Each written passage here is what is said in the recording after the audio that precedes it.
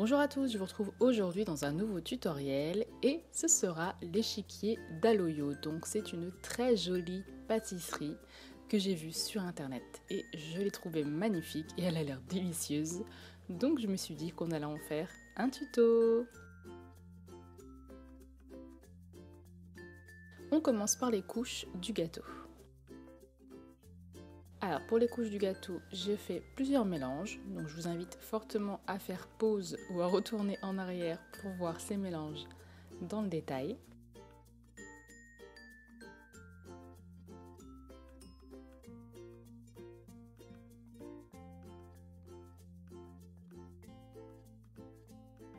Une fois que j'ai fait tous ces mélanges, je vais prendre les couleurs les unes après les autres et je vais venir les étaler. Donc il faut les étaler à peu près à la même épaisseur, puisque toutes les couches du gâteau sont à peu près à la même épaisseur, excepté le biscuit du bas. Une fois que j'ai fait tout ça, je vais venir les couper en carrés. Donc si c'est pas un carré hyper parfait, c'est pas grave, mais si vous en voulez un vraiment très parfait, faites d'abord un patron sur une feuille. Donc ensuite, je les superpose. Une fois que c'est fait, je vais venir tous les écraser en même temps avec le rouleau. Donc on écrase des deux côtés pour avoir les mêmes épaisseurs. Je vais mettre mon gâteau une dizaine de minutes environ au congélateur. Une fois que c'est fait, on va pouvoir couper net et sans les couleurs qui se mélangent ou qui s'affaissent. Donc on va revenir couper un carré. Au passage, j'espère que votre rentrée s'est bien passée. On va commencer maintenant à texturer le biscuit. Donc je vais texturer juste le biscuit du bas.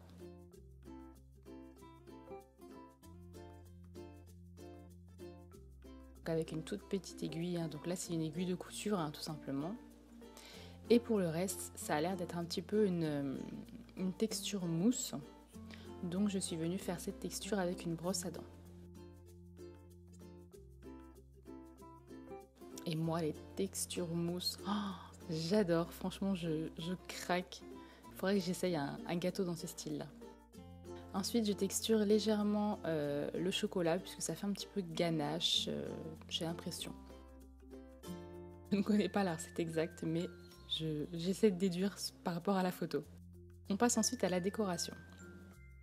Donc pour cela, j'ai pris du noir et de la couleur chocolat que j'ai mélangé ensemble, donc pour avoir une couleur chocolat noir bien foncé. Je m'aide de mon gâteau pour avoir le carré approximatif, voilà. Pour pouvoir ensuite y faire mon échiquier.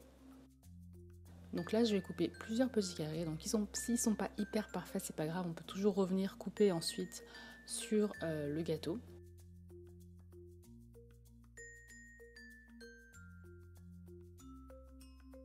Donc je viens disposer tous mes petits carrés de chocolat et ensuite avec du glaçage blanc. Donc je vous invite à aller voir ma vidéo chantilly et glaçage pour voir comment on fait, ou alors aller en barre d'infos, je l'explique aussi.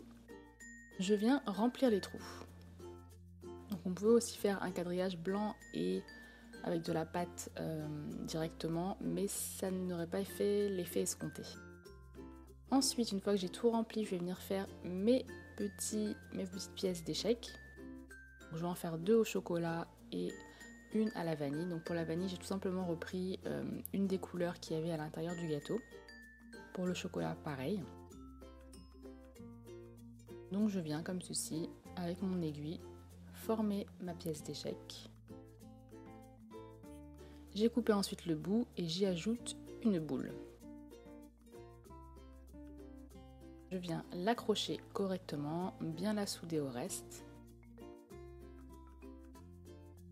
Et je continue à mettre en forme ma petite pièce.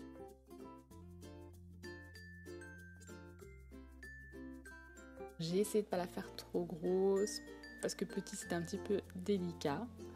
Je pense que ça va. Je les dispose ensuite sur mon petit gâteau. Je viens mettre ensuite la dernière au chocolat blanc.